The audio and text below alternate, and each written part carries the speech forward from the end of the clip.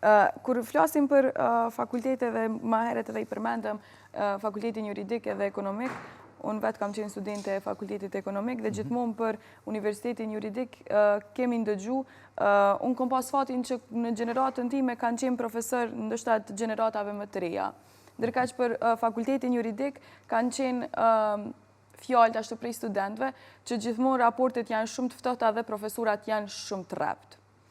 Nuk mundesh me kriju raport po thëmë kështu kushtimisht raport të shëndosh mes profesorit dhe studentit, sepse gjithmonë kanë hynë mes edhe inatet cilat nga njëherë nuk kanë kuptim edhe me u diskutu mes studentëve dhe profesorave. E përmendet gjatë në kohës që edhe nxënësit e shkollave të mesme nëse vinë, keni me i prit shumë mirë. Qysh është raporti sot në ditët e sot me në këto gjenerata mes profesorve dhe studentave? E mira